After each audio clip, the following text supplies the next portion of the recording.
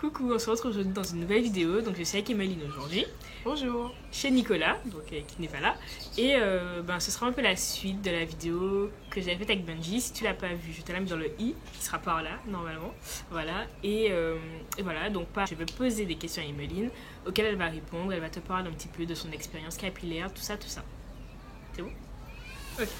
Alors, est-ce que tu t'es défrisé les cheveux avant? Alors oui, je me défrisais les cheveux avant. En fait, je me suis défrisée en quatrième, donc au collège. Et j'ai arrêté en fin première. Ok. Donc, voilà. Pourquoi tu as commencé à te défriser? Alors, petite histoire. En fait, disons que déjà, je suis une grosse feignasse.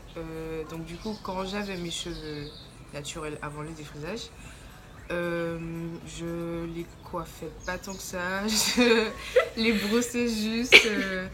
Je me les mettais en chou, enfin voilà. Et en quatrième, enfin au collège, c'est la période où on se cherche un peu. Et du coup, c'était un peu la mode. Ouais, je fais le wave, avoir des boucles, tout ça.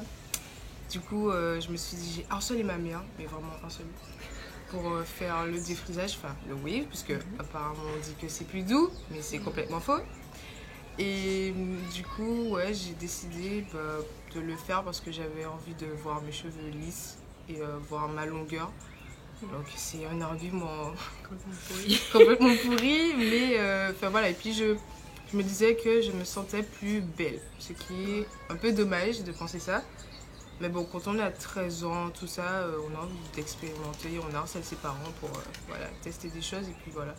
Et quand je me suis défrisée, j'étais super contente, les cheveux jusqu'à là. Mais ouais, c'est pour ça que je me suis défrisée, c'était le principal argument. Et la facilité Pour le coiffage. voilà, pour le coiffage, et voilà, c'est pour ça. Ok. Et qu'est-ce qui t'a fait revenir au naturel du coup? Alors, qu'est-ce qui m'a fait revenir au naturel? Déjà que j'ai dit que je suis une grosse feignasse. Ouais. Donc, en fait, j'aimais bien mes cheveux lisses, mais en fait, au lycée, on s'affirme plus. Du coup, j'ai fait des recherches sur le cheveu naturel et je trouvais qu'on s'intéressait plus aux cheveux naturels. Du coup, j'ai fait mes recherches et je me suis intéressée de plus en plus en première. Et je trouvais que mes cheveux étaient moins fournis. Et puis, disons que je n'ai pas beaucoup de cheveux devant. C'est génétique. Mais du coup, avec les défrisages, ça les cassait, voilà. Ça les cassait comme jamais. Et voilà, j'avais juste envie de changer de tête. Et ouais, je suis passée au naturel. Et ça a été la meilleure décision de ma vie capillaire. Voilà. Et du coup, ça t'a fait une alopécie ou juste ça se cassait? Non, en fait, c'est depuis petite, je vais pas montrer sur cette vidéo parce que je peux choquer certaines personnes. Non, mais en fait, c'est juste. Genre, je suis dégarnie, c'est génétique. J'ai ça aussi. Ok. Et quelles difficultés tu as rencontrées dans le fait de revenir au naturel? Aïe, aïe, aïe. La transition longue, les amis. En fait, j'ai fait une transition longue. C'est-à-dire que je laissais pousser Tes cheveux? mes cheveux, même s'il y avait les pointes qui étaient défrisées. Et en fait, le plus difficile, ouais, ça a été la transition parce que mes cheveux étaient dégueulasses. Voilà, t'as deux types de cheveux sur ta tête, tu sais pas où te mettre, tu fais des choux tous les jours.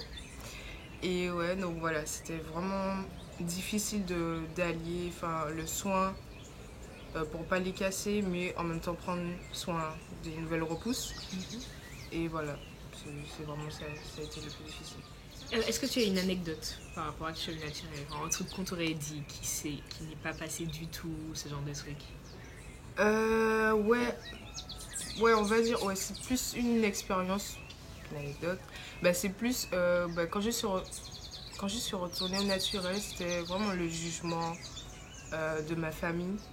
Enfin, par exemple, j'ai une tante qui me disait, ouais, quel produit tu utilises pour les faire boucler, mais c'est juste mes cheveux en fait. Et en fait, j'avais l'impression que, enfin, comme quand on revient au naturel, on te dit, c'est l'effet de mode. De toute façon, ouais, ma coiffeuse, elle me disait ça, par exemple, dans 2 ans, tu vas les redéfriser. Mais en fait, je fais ce que je veux déjà. Et moi, je suis pas retournée au naturel parce que c'était un effet de mode. Enfin, bien sûr, ça a aidé parce que, voilà, il y avait plus d'informations, voilà. Mais voilà, c'était une décision, c'était un choix. Et ouais, c'était vraiment les petites critiques au niveau de la famille. Bon, tu peux pas trop répondre parce que bon, on va te juger, ou on va te traiter de mal élevé, mais c'était vraiment ça au niveau, ouais, t'es revenu au naturel, oh, j'aime bien, mais tes cheveux étaient bien aussi avant, ou bien, ouais, qu'est-ce que tu utilises, quoi, tes cheveux bouclent autant et tout, mais je mets juste de l'eau, enfin, voilà. C'était vraiment ça. Je remarque que les familles antillaises, enfin les femmes antillaises, genre plus âgées que nous, sont souvent en mode faut défriser, pourquoi tu reviens au naturel et tout. J'ai remarqué Non, mais ça. après, bon, j'ai l'impression qu'à cette époque-là, on va dire, bah, le défrisage, c'était vraiment, enfin, Une institution. voilà, c'était vraiment une étape à passer. Alors, c'est pour ça que ma mère était un peu réticente au début parce qu'elle se dit, t'as pas de travail, tout de suite, tu défrises les cheveux, tout ça. Mais en fait, ouais, c'était vraiment ça. C'est genre le rendez-vous chez la coiffeuse. Tu sais qu'après 2 mois, tu dois refaire pour pas que tes cheveux repoussent en mode crépus. Mais ouais, j'ai l'impression que c'est vraiment ancré. Donc, c'est vraiment notre génération qui, Change ça un peu. qui accepte un cheveu naturel. Ok.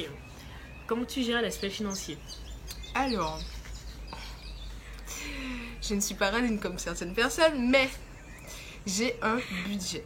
C'est-à-dire que je n'utilise pas tout ce qui est les marques Cantu, Monster, tout ça. Mais en fait, j'ai une marque, je sais pas si j'ai pas Oui, vas-y. l'atelier Tortille qui m'a fait justement accepter mon cheveu naturel. Et du coup, j'ai acheté le pack quand j'ai découvert cette marque-là. Donc, il y a tout, beurre, cire, tout ce que vous voulez. Et du coup, moi, je trouve que c'est un bon rapport qualité-prix parce qu'on a souvent l'impression qu'on doit utiliser beaucoup de produits pour s'occuper du cheveu naturel. Mais alors, c'est totalement faux. Du coup, bon, après, ça dépend des personnes. Hein. Si c'est une maniette du produit, vas-y. Mais c'est... Ouais, il y a un bon rapport qualité-prix. Alors, il faut vraiment s'investir. Mais, par exemple, la première fois que j'ai utilisé mon shampoing, c'était une toute petite bouteille. Et ça m'a fait 6 mois. Alors qu'avant, j'ai vu des pots de shampoing en 3 mois et moi je trouve que c'est grave. Donc ouais, financièrement ça va, je fais pas beaucoup de dépenses régulièrement, c'est vraiment espacé, mais il faut mettre le prix quoi. Tu fais des shampoings tous les combien de temps?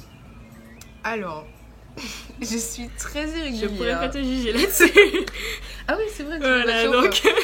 Ah ben écoute, en fait déjà le shampoing par semaine c'est juste pas possible parce que je trouve que c'est agresser le cheveu, l'assécher, enfin c'est pas bon pour moi. Et du coup on va dire 2 semaines déjà là ils sont bizarres.